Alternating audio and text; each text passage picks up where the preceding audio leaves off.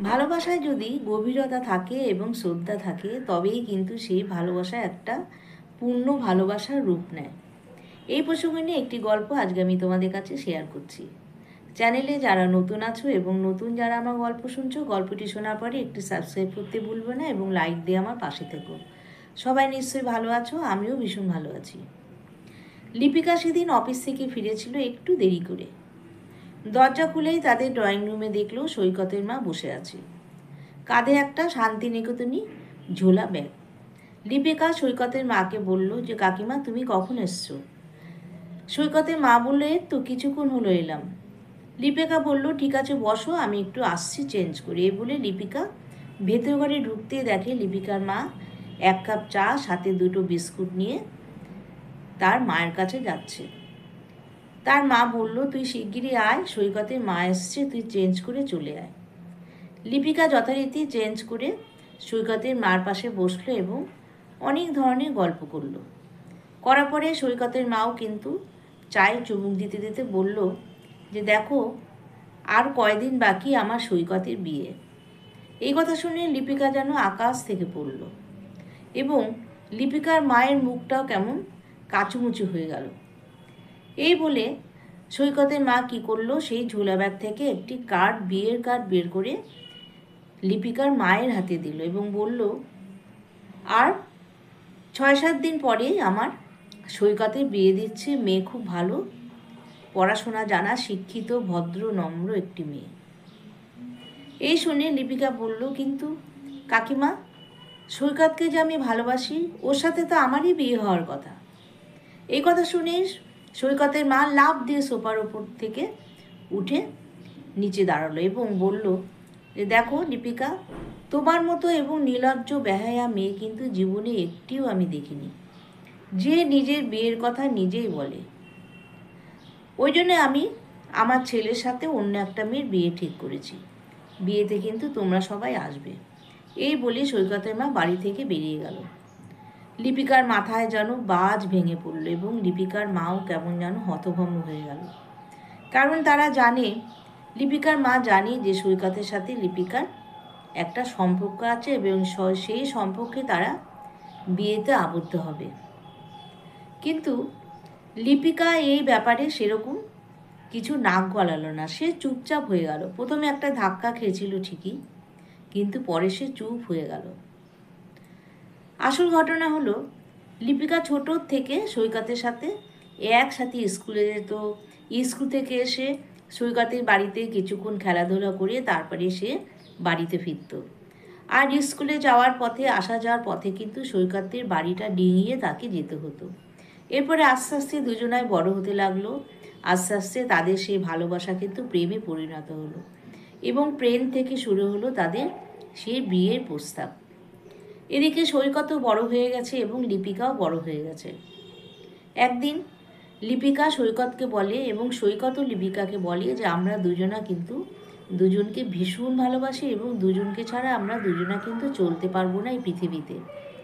আমরা একদিন মাকে বলেই ফেলবো যে আমি তোমাকে বিয়ে করব। লিপিকা একথা শুনে খুব খুশি। সে বলল ঠিক আছে বলে ফেলো, আমার দিক দিয়ে কোনো আপত্তি নেই।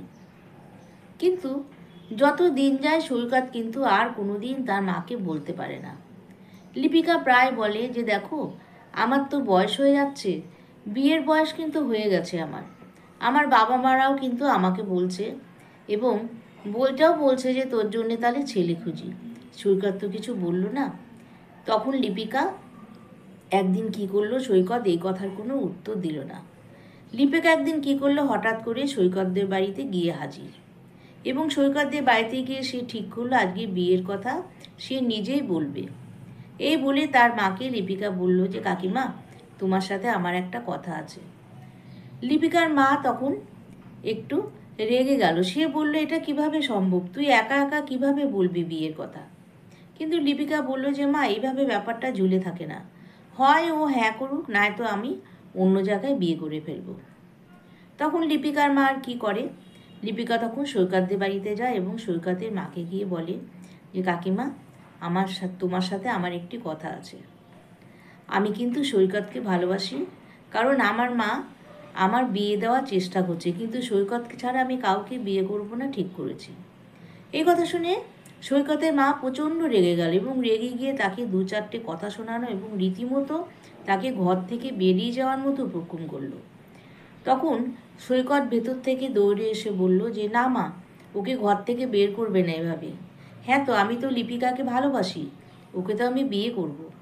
কিন্তু সৈকতের মা বলল যে নিজের বিয়ে কথা নিজেই বলে সে মেয়ে কতটা বেহায়া, কতটা নির্লজ্জ, এরকম মেয়ের সাথে আমি কখনো বিয়ে দেব না। কিন্তু সৈকত আবার তার মার কথার উপরে কোনো কথা বলতে পারে না। সেও তখন ভীষণ দুঃখ পেল। সে আর কি করবে, চুপ হয়ে গেল এবং লিপিকা মনের দুঃখে ঘর থেকে বেরিয়ে গেল। বেরিয়ে যাওয়ার পরে সে বাড়িতে গিয়ে তার মায়ের গলা জড়িয়ে ভীষণ কান্নাকাটি করল। লিপিকার মা নানানভাবে বোঝালো। ভাগ্যক্রমে হঠাৎ করে একদিন কলিং বেলের বেজে উঠল। লিপিকা দরজা খুলে দেখলো এক পিয়ন দরজার সামনে দাঁড়িয়ে তাকে একটা অ্যাপয়েন্টমেন্ট লেটার দিচ্ছে। তাতে লিপিকার একটি চাকরির খবর আছে। লিপিকা ভুলে গেছিল সে 3 বছর আগে একটি সরকারি চাকরির পরীক্ষা দিয়েছিল এবং 3 বছর পর সে চাকরির কল লেটার আসছে। এই কথা লিপিকা তার মাকে বলল। তার মা তো ভীষণ খুশি এবং লিপিকা সেই চাকরিতে জয়েন করলো। জয়েন করার পরে লিপিকা কিন্তু ভালো মতো কাজে মনোযোগ দিয়ে কাজ করছে। অফিসের প্রত্যেকে লিপিকাকে ভীষণ ভালোবাসে, কারণ লিপিকা খুব শান্ত ভদ্র একটি মেয়ে। সবাই লিপিকাকে খুব ভালোবাসে এবং তার থেকে প্রচুর কাজ আদায় করে। লিপিকা কিন্তু খুশি মনে সবাইকে কাজ করে দেয়। কোনো কোনো দিন তার কাজ করতে করতে এমন হয় হয়তো রাত হয়ে যায় ফিরতে। অফিসে সবাই চলে গেলেও সে কিন্তু এক মনে কাজগুলো শেষ করে তারপরে আসে। ইতিমধ্যে সৈকতের কিন্তু বিয়ে হয়ে গেছে। বেশ 3-4 বছর হয়ে গেছে, সৈকতেরও বিয়ে হয়ে গেছে। একদিন লিপিকা সরকারি অফিসে চাকরি করছে। হঠাৎ করে দেখে কে যেন তার কাউন্টারের সামনে দাঁড়িয়ে এসে কি যেন একটা কথা বলল, তার কাছে কি যেন চাইলো। লিপিকা একটু অন্যমনস্ক ছিল। সে মুখ উঁচু করে দেখলো যে সৈকত দাঁড়িয়ে আছে। সৈকতকে দেখে লিপিকা বলল যে হ্যাঁ, কি লাগবে তোমার বলো। সৈকত বলল আমার কিছু লাগবে না, আমি তোমার কাছে ক্ষমা চাইতে আসছি।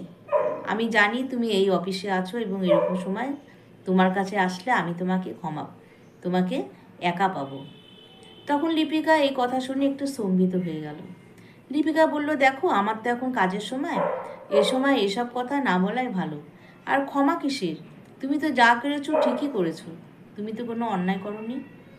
তখন সৈকত বলল যে না না, আমি জীবনে অনেক অন্যায় করেছি, আমি তাই তোমার কাছে আজকে ক্ষমা চাইতে এসেছি। লিপিকা মনে মনে ভাবল এবং সৈকতকে দেখে খুব মায়া হলো, কারণ লিপিকা কিন্তু আজও সৈকতকে ভালোবাসে। লিপিকা দেখলো সৈকতের চেহারা ভীষণ খারাপ হয়ে গেছে, মুখটা কেমন রুঠো মতো হয়ে গেছে, গালে খোঁচা খোঁচা দাড়ি, কালো পাকা দাড়ি। এই দেখে লিপিকা কিন্তু মনে মনে খুব কষ্ট পেল। তখন সৈকত বলল যে শোনো আমার একটা কথা। লিপিকা বলল আমার ভীষণ কাজের চাপ, তুমি বলো, তাড়াতাড়ি বলো কি বলবে। সৈকত বলল দেখো, আমার তো বিয়ে হয়েছে প্রায় 4 বছর হলো, কিন্তু 4 বছরের প্রচুর ঘটনা ঘটে গেছে। যেমন আমার বউ কিন্তু ডিভোর্স হয়ে গেছে, আর এই কিছুক্ষণ আগে আমি ডিভোর্স পেপারে সাইন করে আমি তোমার কাছে এলাম। যদি কিছু না মনে করো, আমি কি তোমাকে আবার আমার ঘরের বউ হিসাবে পেতে পারি? এই কথা শুনে লিপিকা কিন্তু খুব রেগে গেল মনে মনে। ওপর থেকে কিছু বুঝতে দিল না। বলল ঠিক আছে, তোমার সাথে আমার পরে কথা হবে, তুমি এখন বাড়ি যাও। সৈকত কিন্তু বাড়িতে চলে গেল এবং লিপিকা সেদিন বাড়িতে এসে তার মাকে সমস্ত কথা খুলে বলল এবং কিছুক্ষণ পরে দেখে যে সৈকতের মাও তাদের বাড়িতে এসে হাজির এবং লিপিকার সাথে খুব ভালো ব্যবহার করছে। লিপিকাকে বলছে মা, তোমার চেহারাটা খুব খারাপ হয়ে গেছে, তোমার মনে কত কষ্ট জমা তোমার মুখ দেখেই আমি বুঝতে পেরেছি। আর মা, আজকে আমি তোমার কাছে ক্ষমা চাইতে এসেছি। তোমার কাছে যে অন্যায় করেছি আমি, তার কোনো মাপ নেই জানি, তবুও তোমাকে বলতে এসেছি যে তুমি তো এখন বিয়ে করোনি এখনো, তাই বলছি তুমি যদি সৈকতকে আবার তোমার নিজের স্বামী হিসাবে গ্রহণ করো, তাহলে কিন্তু আমি মরে শান্তি পাব। এই কথা শুনে লিপিকা তার চোখের জল আর ধরে রাখতে পারল না। টপ টপ করে চোখ থেকে জল পড়ে মাটিতে পায়ের পাতায় তার পড়ল। এই দেখে লিপিকার মা ভিতর ঘরে গিয়ে হাউমাউ করে কাঁদতে লাগলো এবং কিছুক্ষণ পরে লিপিকাও ঘরে গিয়ে চাদর ধরে বালিশ ধরে আঁকড়ে কাঁদতে লাগলো। কারণ সে ঠিকই করেছে, জীবনে আর বিয়ে করবে না এবং সৈকতকে তো নাই। কিছুক্ষণ পরে সৈকতের মা নিজের বাড়িতে চলে